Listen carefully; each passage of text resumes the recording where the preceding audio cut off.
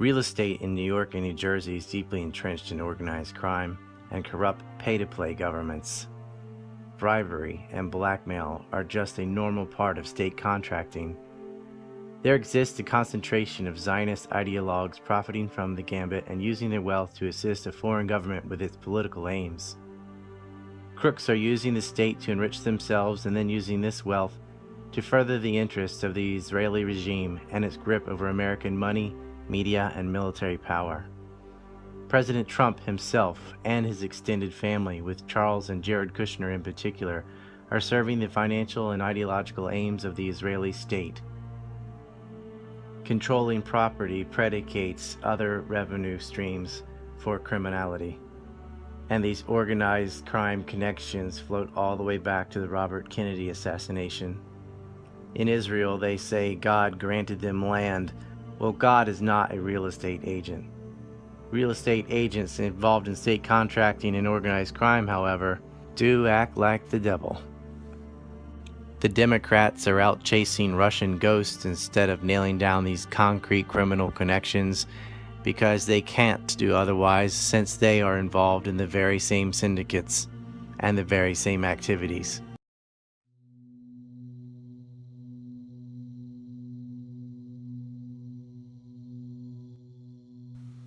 Using government to enrich itself and its riches to bribe government officials, a den of criminal real estate moguls comprise a regional oligopoly.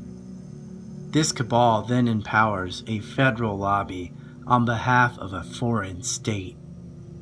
AIPAC depends on these donors for the bulk of its power. Also under its wing is a who's who of organized crime. Without vast corporate welfare, it could not continue.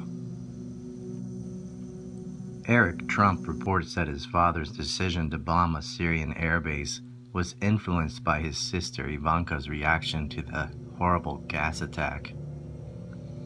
Either Ivanka fell for the atrocity propaganda that uniformly blamed Assad without motive or evidence while also ignoring precedent, because we've heard these lies before, or she's part of it.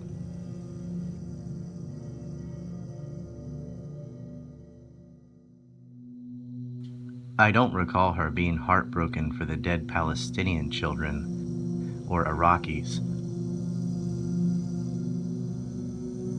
or the thousands starving in Yemen. Of course, none of that was on the White Helmet's film rolls, and it would never see airtime on the Zionist mass media. The fact that she's married to one of the Holocaust builders' clans, to Jared Kushner no less, the son of a convicted felon who just got out of jail in 2006, may mean that there is an ideological dog in this fight.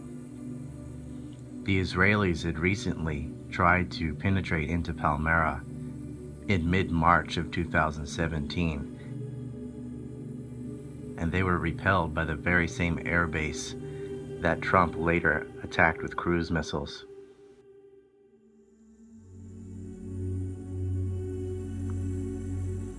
After burning bridges in New Jersey, the Kushners bought 666 Fifth Avenue in New York for $1.8 billion, the highest price paid for an individual building at the time. It was a very unconventional price for such a short building. The 666 at the top has been replaced with the Citigroup logo. In other words, a synonym. Citigroup was the largest recipient of bailouts from the 2008 housing bubble crash. Their corruption fits perfectly with the Kushner clan. So who or what are the Holocaust builders? How did the Kushner clan burn bridges in New Jersey? And why did Jared's billionaire father, Charles, the dawn of the Holocaust builders, end up in federal prison? What's their relationship with the state of Israel? First, you need to know a bit about New Jersey and organized crime. The most successful mobsters don't avoid the law, they work with the law. God is not a real estate agent, but the devil is.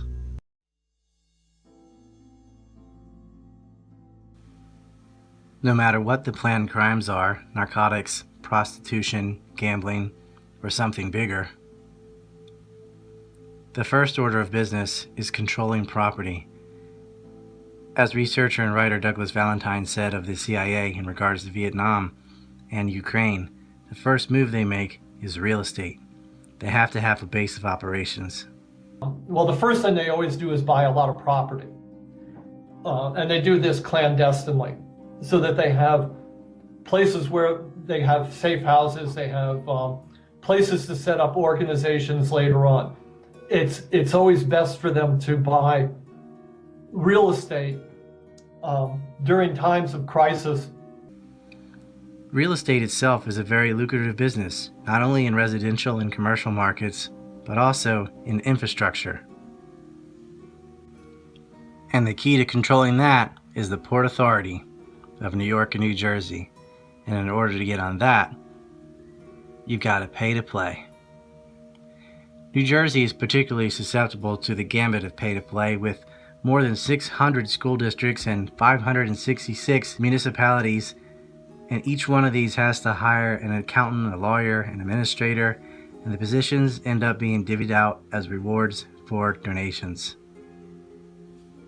Alan Marcus, the founder of the political consulting company The Marcus Group, told The New Yorker, "In New Jersey, you contribute money not for access, but results. Anybody who doesn't admit that is lying." Speaking of the governor of 2002, Jim McGreevey, he said, "From day one of the McGreevey office, everything became a fix again. You couldn't discuss a policy issue with them. They were only interested in who was the contributor and who they had to take care of." The mobster John Gotti brought too much attention to himself, and so did Jared Kushner's father, Charles Kushner. It's not often that a billionaire goes to jail, but it does happen. If you want to be the king of Gotham, you have to control the Port Authority. The Port Authority Board is appointed by New York and New Jersey governors. Since the chairman of the board is appointed by the New Jersey governor, as well as commissioners, the way in is by gaining influence over the governor of New Jersey. Before moving forward, I want to stress a point. That members of a group engage in ethnic nepotism or hold supremacist beliefs obviously does not mean everyone else belonging to that group shares in their belief or behavior. Likewise, opposing such nepotism is not prejudice, it's just calling a spade a spade. It's not anti-white, for example, to oppose white supremacy, and it's not anti-Semitic to oppose Zionism. But again and again, Jewish supremacists will use this canard of anti-Semitism to defend what is in actuality their own prejudiced behaviors. Often when there is dissent expressed in the United States against policies of the Israeli government, people here are called anti-Semitic. What is your response to that as an Israeli Jew? Well, it's a trick. We always use it. When from Europe somebody is criticizing Israel, then we bring up the Holocaust.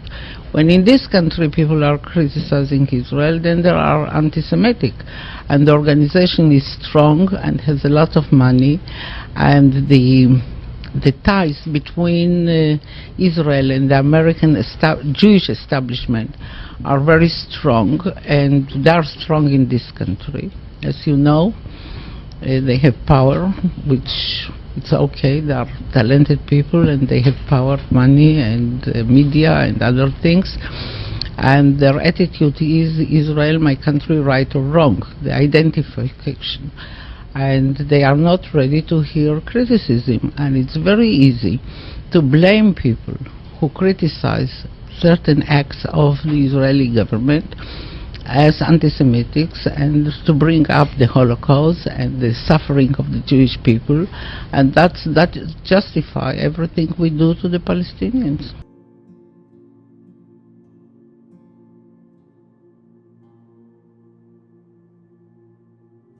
The Port Authority of New Jersey and New York is Zionist occupied. That is just a fact. At the time of the September 11th attacks, the Port Authority chairman was Louis Eisenberg. Eisenberg authorized the World Trade Center lease transfer to Larry Silverstein and Frank Lowry. He was a partner at Goldman Sachs. He has been a member of the Planning Board for United Jewish Appeal and the United Jewish Federation. His senior advisor at the Port Authority was Michael Glassner, the Southwest Regional Political Director for AIPAC.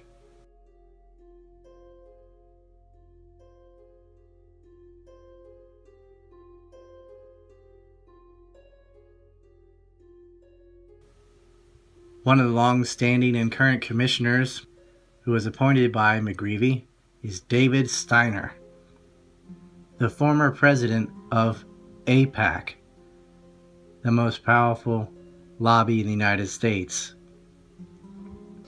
David Steiner got himself into a bit of trouble.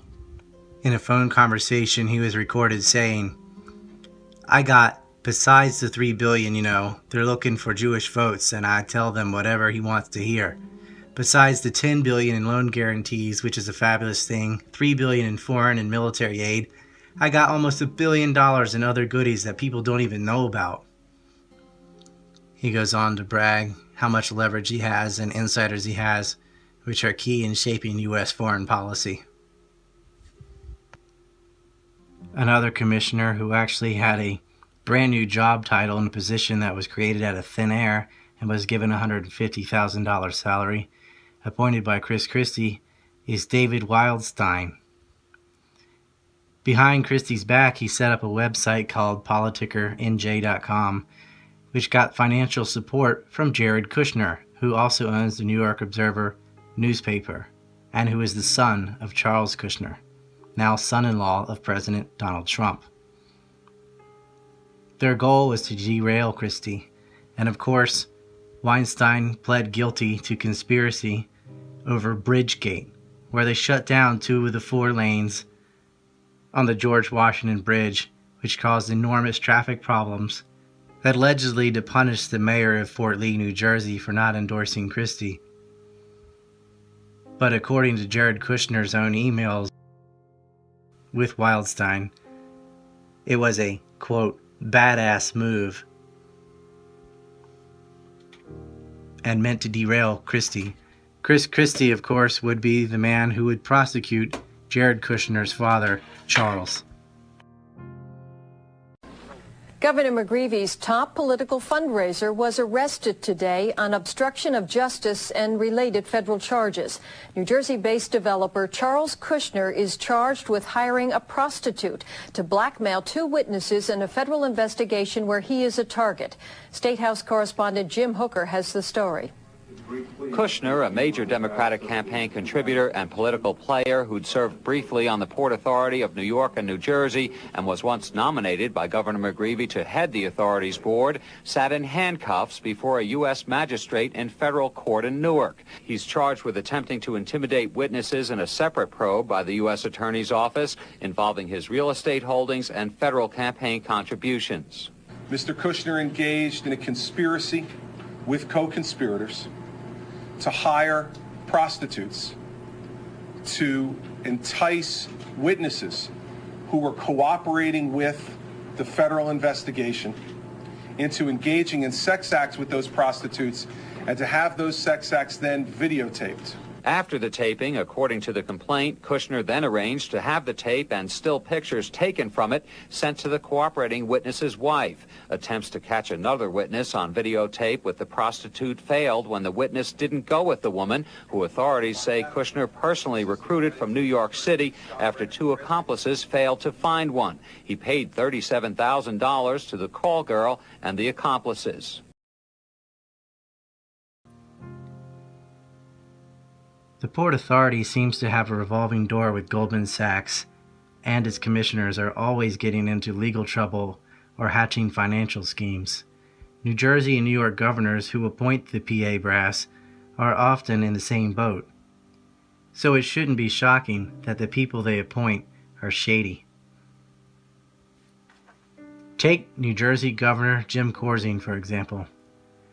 He was the CEO of Goldman Sachs and then MF Global, which he ran into bankruptcy after using customer funds to pay creditors for silly bets he made on European sovereign debt. Corzine was a business partner of the now convicted felon Charles Kushner in an offer to buy the New Jersey Nets basketball team. The governor said no when they wanted to use the state to help offset the cost for purchasing the team.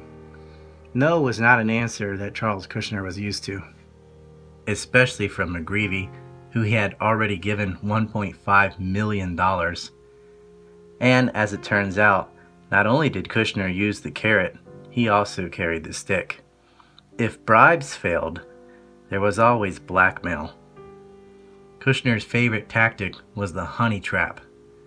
What he did could be a Hollywood movie if Hollywood was interested, or at least an episode of Trailer Park Boys.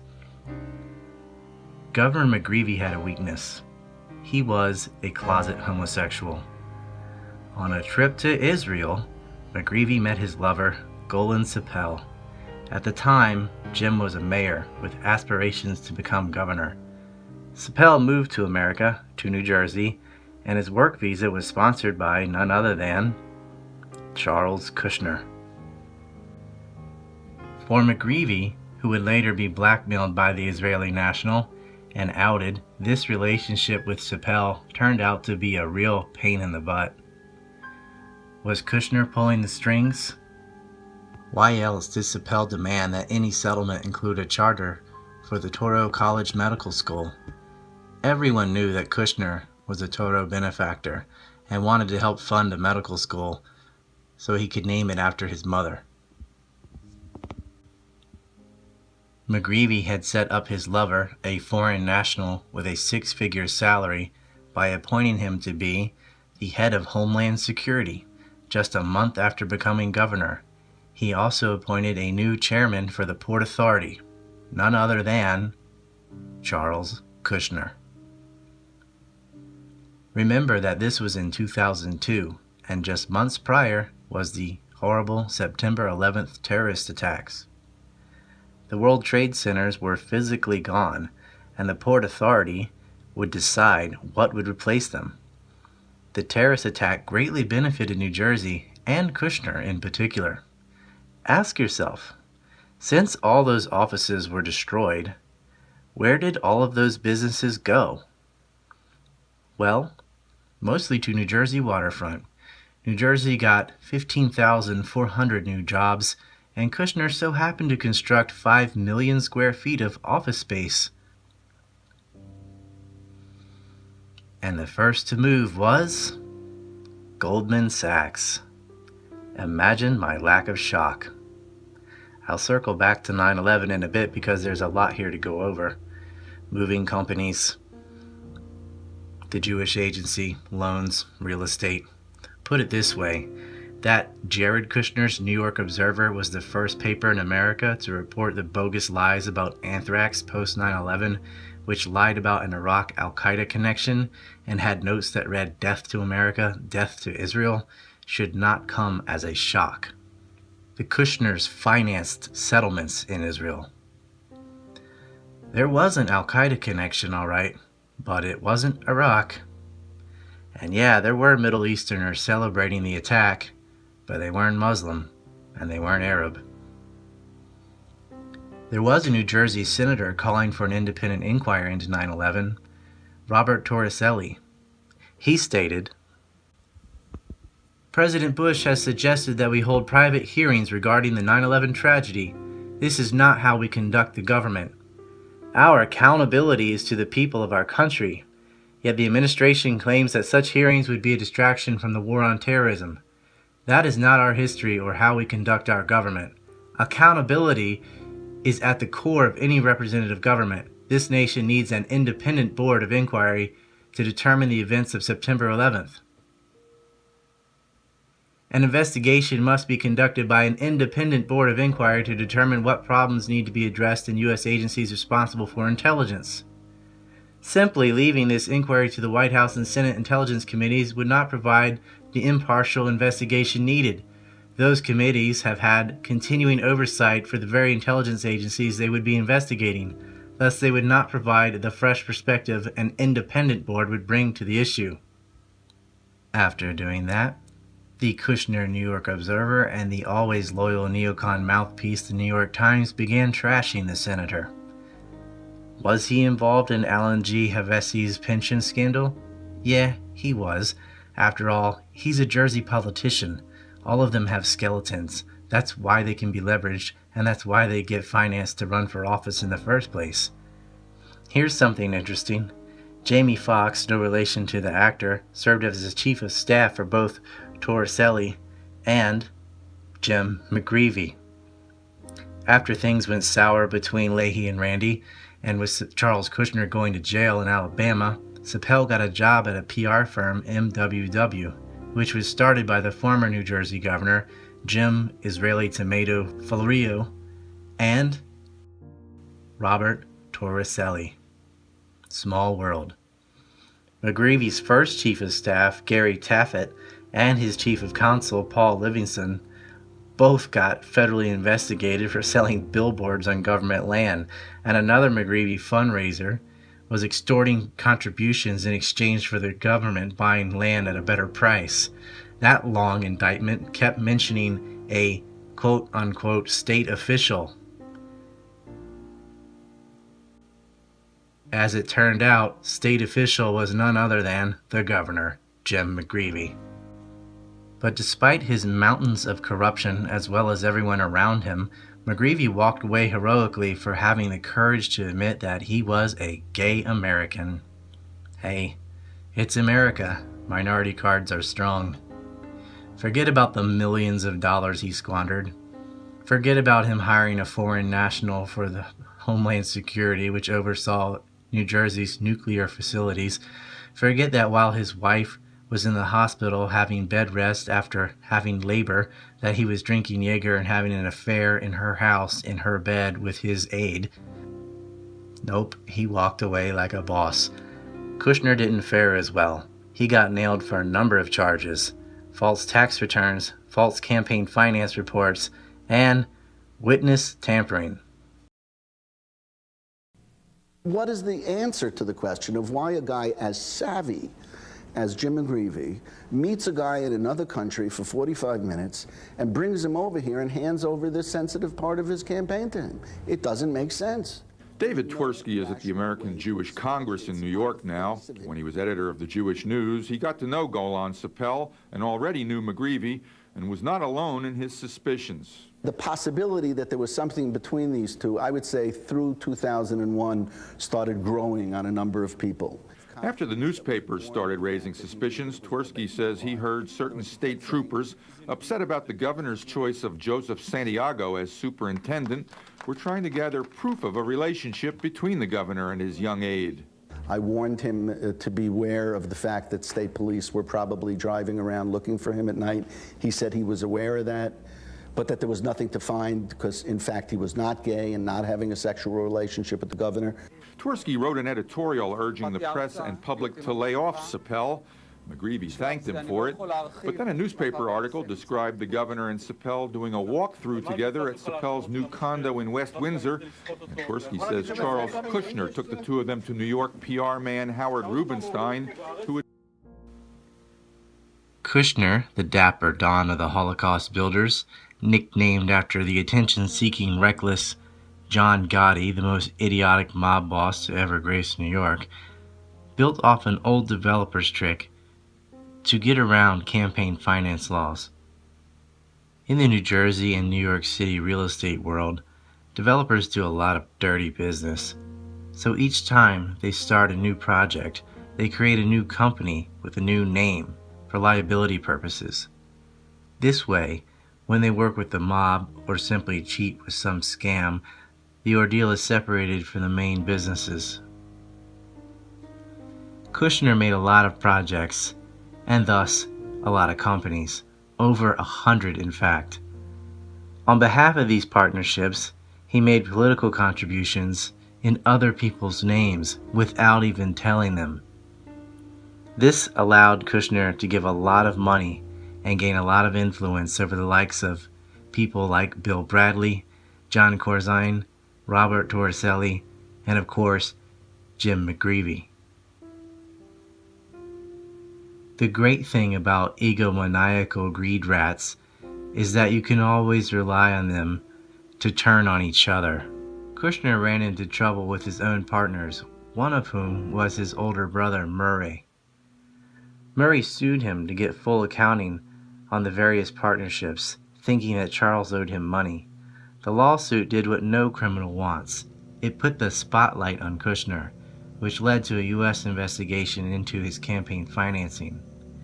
Kushner had to pay a $508,900 fine to the Federal Election Commission, but not before going full Jerry Springer.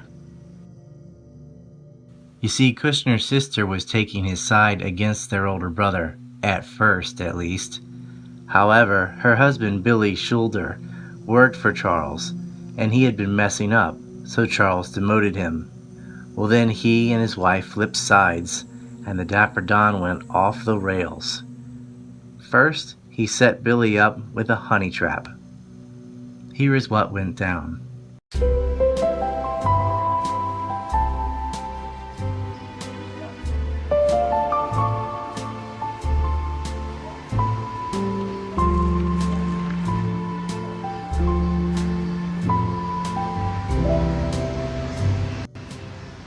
Kushner paid a high-end escort to seduce his sister's husband and sleep with him. The ordeal was secretly recorded. The slender blonde was given $10,000 to bait and tape Billy. She met him outside a diner and pretended that her car had conked out. She got Billy to give her a ride.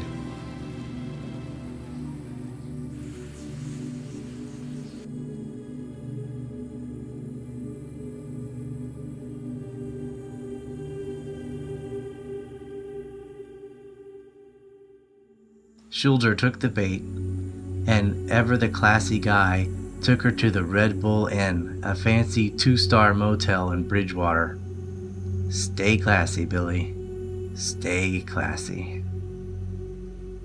Wait, there's more. Kushner then mailed the tape to his sister to intimidate them. But all it did was infuriate her. To top it all off, Kushner also suspected his accountant, Robert Yontef, of being a mole for his brother. He believed Yontef was stealing documents at night and giving them to his brother's lawyers. So Kushner did the same thing. He hired a hooker, paying another $10,000 to seduce Yontef. However, he resisted her charms. That, or she already had the money and just didn't try very hard. Needless to say, witness tampering was added to the list of charges.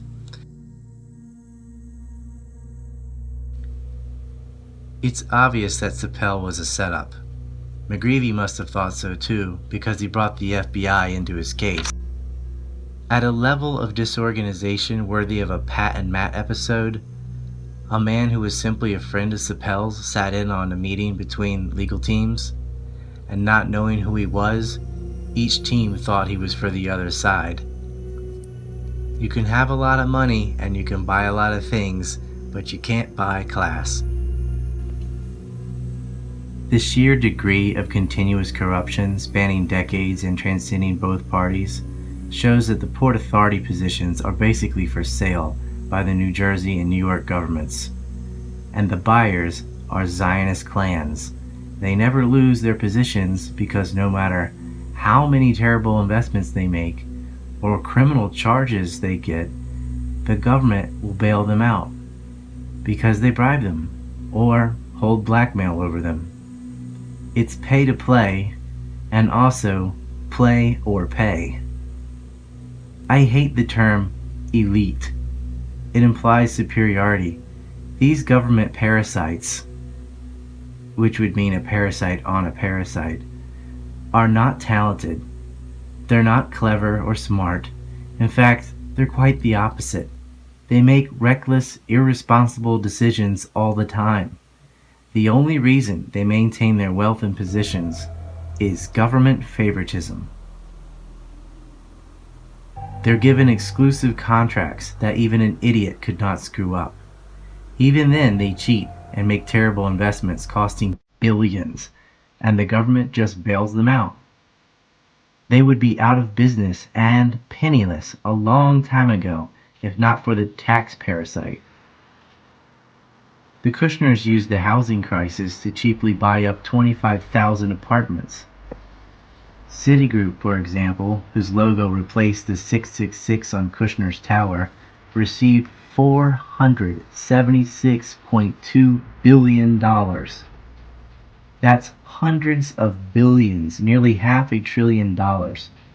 The American people are subsidizing no-talent criminal billionaires who simply coerce the government to keep the system in place. Their children also lack talent. They go to some of the schools with the best reputations because they pay for it. Jared Kushner and his brother were admitted to Harvard because their felon father simply paid them off. Author Daniel Golden wrote a book called The Price of Admission, which exposed the grubby secret of American higher education, that the rich buy their underachieving children's way into elite universities with massive tax-deductible donations. It's a pretty simple scam. And this is exactly what Charles Kushner did for two of his children. He pledged $2.5 million to Harvard University in 1998. But looking at Jared's high school records, he was less than a stellar student. He didn't get into Harvard based on merits. He didn't have the grades. He didn't have high SAT scores. But he and his brother were admitted anyway. On the membership list of Harvard's Committee on University Resources are Charles Kushner and his wife, Sarah Kushner. They were both on the committee. This was all after Charles Kushner had become a convicted felon. Harvard still took the money and enrolled both his children. Charles Kushner's corporate financial officer, Marcy Plotkin, who's also a certified public accountant, pleaded guilty to doctoring tax returns for partnerships of Kushner's companies. Kushner had bribed her with bonuses and even paid for her son's tuition. Also investigated was Richard Stadmar, Cheryl Kushner's brother, who was vice president at Kushner's companies. He would be back in the news in 2016 when he and his wife, as well as a Hebrew day school, loaned a total of $7.8 million to a hedge fund firm, Platinum Partners, which itself is being probed for a kickback scam and for using a shady validation firm. After getting the loans, Platinum's co-founder, Murray Huberfeld, got arrested for bribing Norman Seabrook, the head of New York City's prison guard union. Seabrook was also nabbed. Stabmarl and Huberfeld used to donate to each other's family foundations with matching donations, which is not that all uncommon of an occurrence for these corrupt Yankees. Huberfeld had to resign from his board position at the Simon Wiesenthal Center. He's also a major donor for Chabad Leibovich, that believes Jews are the chosen race of God and everyone else are just rats. Charles Kushner's out of jail now, and he used this time in the slammer to recruit a couple of business partners. Yes, jail was the perfect place to find his kindred. Back in business, Kushner hired two fellow convicts who were in prison for fraud. Both now work for Jared Kushner's company. Avron Lieber was hired in 2009 because that's when he got out of jail. Had been serving a 7-year sentence after he fraudulently promoted himself as a lender and mortgage broker and collected $9 million in advance fees while promising to obtain $2.5 billion in loans for dozens of projects that were never funded. Richard Goldtich got 10 years after pleading guilty to securities fraud, money laundering, and tax evasion back in 1998. He defrauded thousands of investors in a Ponzi scheme involving office equipment leases. And An initial order in 1999 to repay the $271 million in fines and refunds was at the time the third largest penalty ever imposed in a security fraud case. So naturally, he's working for the Kushners. Although Jared is married to Ivanka Trump, ironically, the Kushners were huge Clinton supporters. Bill and Hill were as gaffy as McGreevy and extremely susceptible to honey traps. And of course, they were the most openly pay-to-play couple to ever hold political office. Business tycoons work best with the compromised. AIPAC is as powerful as it is because of the powerful billionaires, themselves state parasites, who dump so much money into it. The Port Authority is Zionist central. That's why Steiner, too disgraced to continue even as president of AIPAC, can work at the Port Authority for over a decade now. It's a vicious cycle, just like U.S. foreign aid to Israel. The Port Authority positions allow state-assisted wealth, a portion of which is used to purchase political influence and continue the corporate welfare cycle. While Americans were losing their homes during the housing bubble, Zionist clans like the Kushners were buying up property and donating large sums to build illegal settlements in the West Bank. Free houses for the self-proclaimed chosen race of God. The current Prime Minister, Benjamin Netanyahu, has slept in Jared Kushner's bed. How many foreign heads of state spend the night at your house?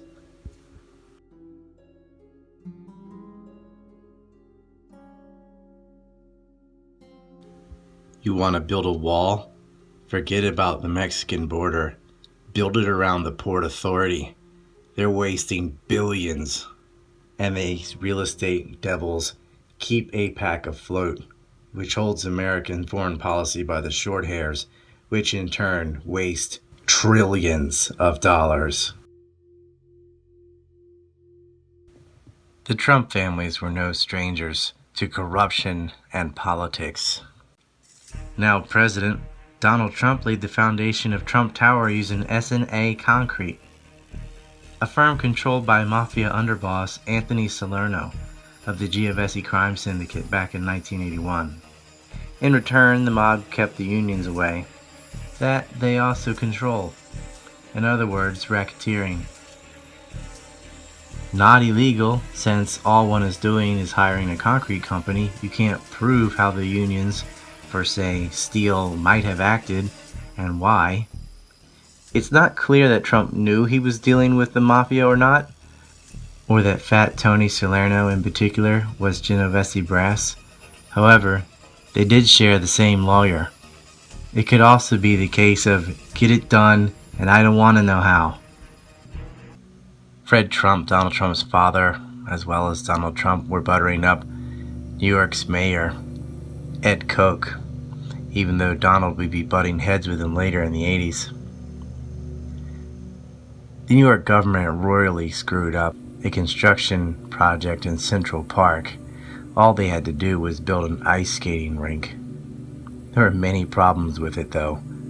Rather than using brine water as a coolant to freeze the rink, the Parks Commissioner elected to use Freon, a chemical that was later banned out of air conditioners because of its depletion of O3 in the ozone. The concrete needed for the rink's floor was underestimated by a subcontractor, and they diluted the mixture. As a result, one part of the rink was 6 inches lower than the rest. Leave it to government to screw up a project as easy as an ice rink. While Donald Trump came to the rescue, he said he could have it finished by Christmas. He actually finished it by November, 2 months ahead of schedule and $775,000 under budget. He got the city to pay for the renovation, and the profits were all donated to charity. This really upped Trump's image, but it's something any developer could have done, really. He looks great. Compared to what, though? Government? Government can't do anything right. Of course, a private developer can build something better than the government. The government is too worried about spreading revenues around to their friends, and hires people who are completely incompetent based on nepotism. A private business will go out of business if they can't at least do what they're supposed to be doing. They're full of corruption, sure, but they generally can build things. Prior to saving the ice rink, Donald Trump was no stranger to organized crime.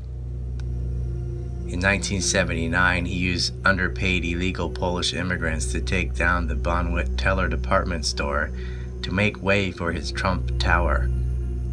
The House Wreckers Union local never lifted a finger. It was later shown by the New York State Organized Crime Task Force that the union had been controlled by the Genovese crime syndicate, the same faction Trump overpaid for ready-mix concrete to build his tower. Federal Judge Charles Stewart ruled that Trump had engaged in conspiracy to violate fiduciary duty and also fraud. He set damages at $325,000. The case was settled by negotiation and the agreement was sealed. Trump's liaison with the Genovese syndicate and Fat Tony Salerno appears to have been the mob lawyer Roy Cohn, who had also been the lawyer for starch anti-communist Senator Joseph McCarthy. Understand that the New York mob syndicates and the federal government have had a relationship for many decades. At first, because the Mafia's narco business supply side was funding anti-communist militias, including KTM, and later anti-Castro Cubans. After that, they had the same gambit for paying the Contras and even Al-Qaeda, then called Freedom Fighters, and currently relabeled as moderate rebels. Aside from Salerno, Mr. Cohen's clients included fellows like Paul Castellano, Carmine Galante, a Genovese hitman and cop killer, as well as the infamous John Gotti of the Gambino crime family. Trump did business with the Gambino family too. In his book, The Art of the Deal, Trump describes how in 1987 he bought 93% of the voting stock in Resort International, a hotel casino company. This would pave the way for Trump to set up a legal gambling operation in Atlantic City, New Jersey. After the Mafia lost Cuba to Castro and their casinos were shut down, they built up Las Vegas, largely from the Teamsters Pension Fund organized by Jimmy Hoffa and the Chicago outfit. The York families pushed their operations into Los Angeles and also New Jersey. Atlantic City was born in the 70s. New Jersey never really had the allure that Las Vegas did, though. Resorts International was an outgrowth of the Mary Carter Paint Company, an old CIA front set up by Allen Dulles that was involved in real estate deals with Meyer Lansky, and a merger with Crosby Miller, which had been acquired by three-term governor of New York, Thomas Dewey. Do you notice a pattern here between government, the mafia, and real estate? Trump's biggest customer in Atlantic City was Bob LaBooty. LaBooty was a racehorse swindler and a John Gotti underling. He was caught on tape in a probe referring to Gotti as his boss. He ended up being banned from all of New Jersey's casinos. The Gambinos were running booking operations in Atlantic City. Trump's casino was fined $450,000 for gifting LaBooty 3 Ferraris, 3 Rolls-Royce, 2 Bentleys, and a Mercedes. At least he has good taste in cars. But when probed, Trump didn't recognize LaBooty's name and said he hardly knew him. Another now billionaire friend of Trump's is Vince. Trump helped solidify the WWF by bringing WrestleMania 4 and 5 to Atlantic City in 1988 and 1989. Vince's wife, Linda McMahon, is now part of the Trump administration, serving as the head of his Small Business Administration. Not that she isn't qualified, she probably is. Well, seated next to Donald Trump in the front row of WrestleMania 4 was Bob LaBooty, the mobster Trump hardly knew, whose name he couldn't recognize. As a side note, if you're interested in the mob's relations with pro wrestling, look up the story of Ricky Dozan. which involves the Yakuza, one of the Bushes, and ends in a bathroom stabbing. The syndicate now owns a baseball team.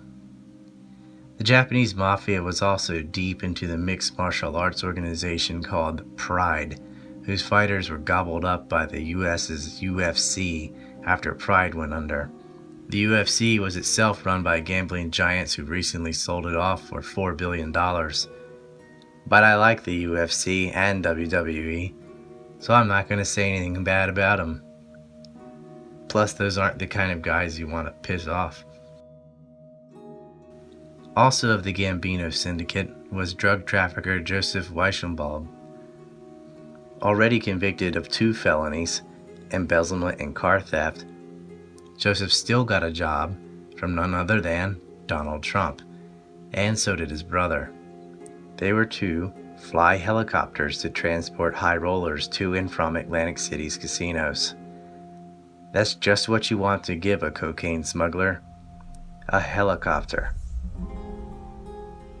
He flew them for 3 years until in 1985 he got his 3rd felony when he was busted moving 3/4 of a ton of marijuana.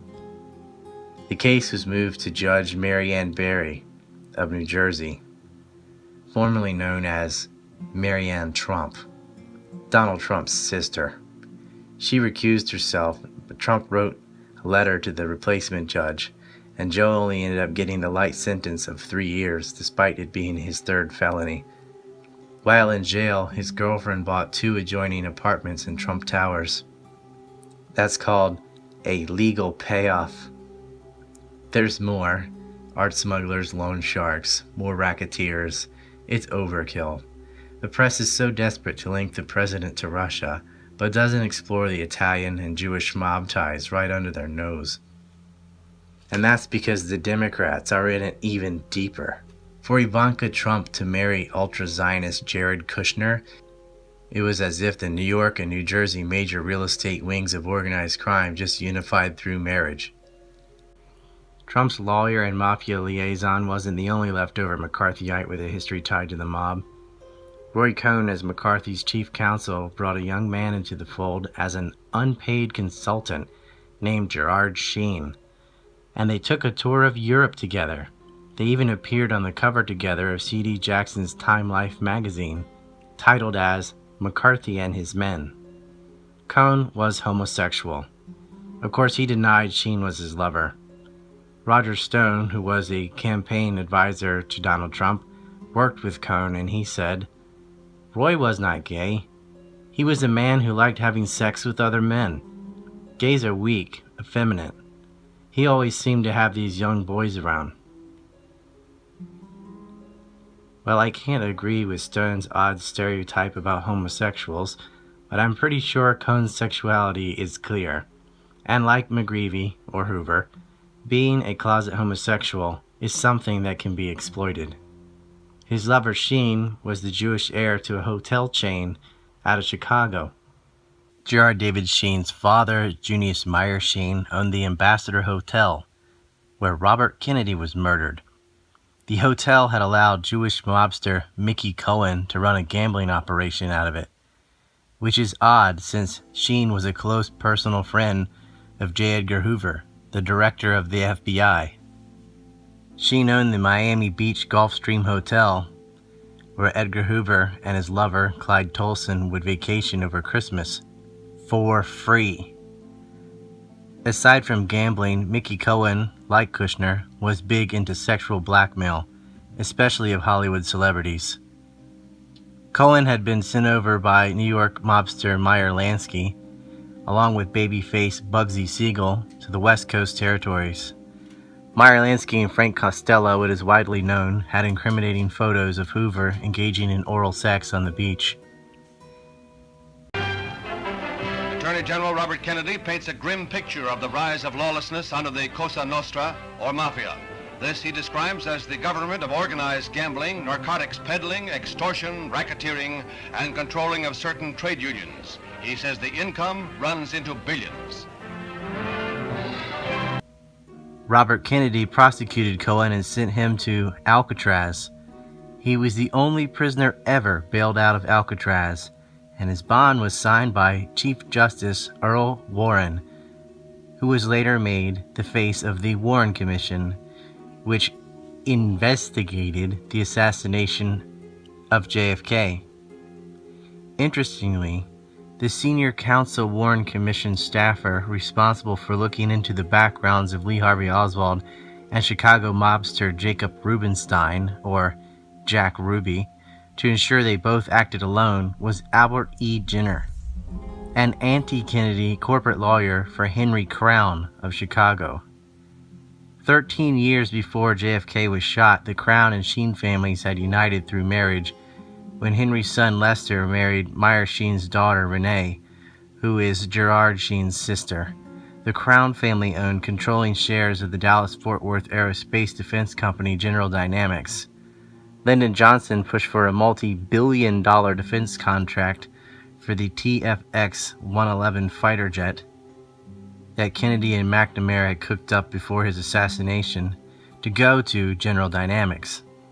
By all accounts, Boeing had the better bid for the plane, but it was given to the Crown family business for political reasons. For details on that can of worms, get my book, The Separation of Business and State. Johnson's advisor was Bobby Baker, who was investigated for bribery and for arranging sexual favors for congressmen in exchange for votes for government contracts. You see, what Kushner did was nothing new. Bobby Baker's activities started to unravel when a bug in the Las Vegas Fairmont Hotel office of another Lansky associate, Ed Livingston, picked up references to Baker. But because it involved so many prominent people, the investigation was limited, and inquiries into Johnson were dropped in 1963, and Baker was charged with tax evasion. The Kennedy assassinations require separate films. Suffice it to say, this triangle between big business, organized crime, and government spans back many decades. General Dynamics' Crown family has always been loyal to Israel. The Jewish Sympathy Orchestra plays in the Henry Crown Hall in Jerusalem. But Israel does like to name a forest or a street or some other dedication to political figures in the United States like James Jesus Angleton or White Rothschilds are on their money. Organized crime is international, and Zionist gangsters have state assistance. It gives them a huge advantage over other ethnic gangs. In 2016, Michael Cathell joined me on the ANC podcast to talk about disinformation and guilt by association, and he also talked about the Crown family and some of their modern associates. I don't know if you've heard of George Fisher. He was CEO for Motorola, and Motorola is controlled by the Crown family, who are the Chicago Jewish mob and backers of Obama. And Fisher himself was Henry Kravis's senior advisor. Kravis was the co-founder of Kravis, Kohlberg and Roberts, that led to the creation of leveraged buyouts that stripped more than $1 trillion out of American companies. And the Jewish mob targeted Motorola in the 60s to be able to compromise security for communication provided by Motorola.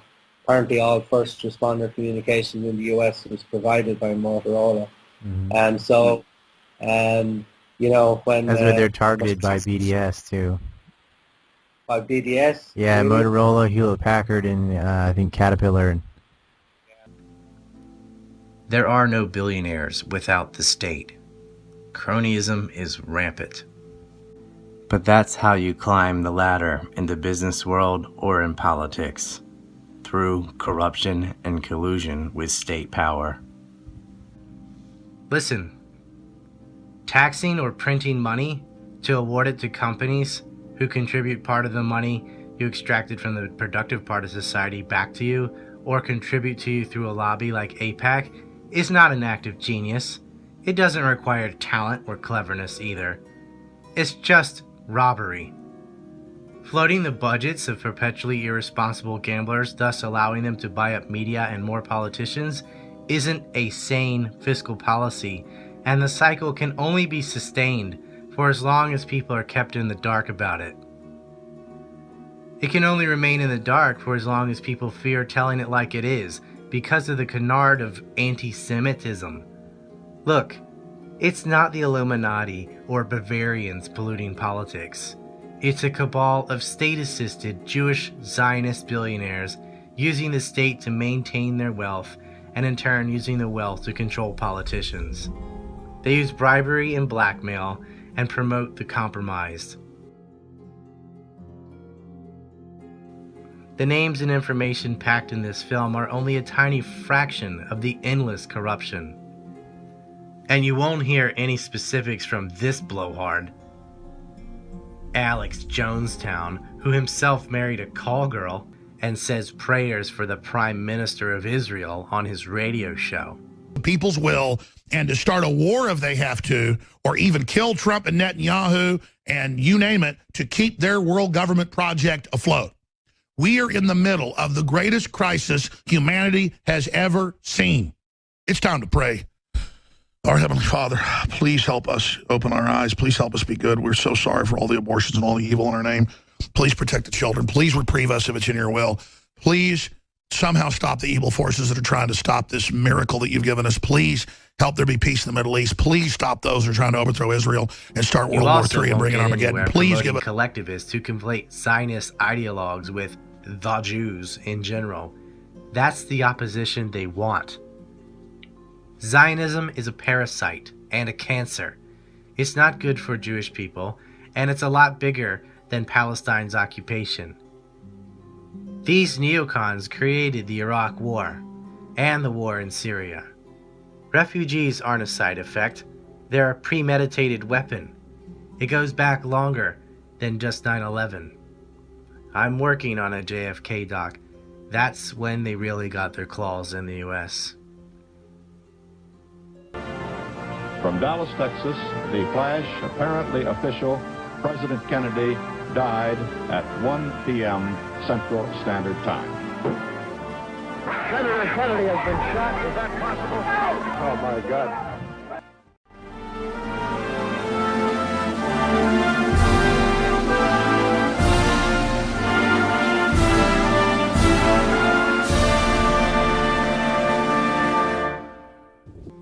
Do you want to break the cycle? Then join me. We've got to clean up the Port Authority, and if you live in New Jersey or New York, you've got to get active in state politics. Step 1 is sunshine, and at Anti-Neocons, our aim is just that. Truth costs far less than lies. Paint the town, the message is clear. We'll never be free until we end all aid to Israel.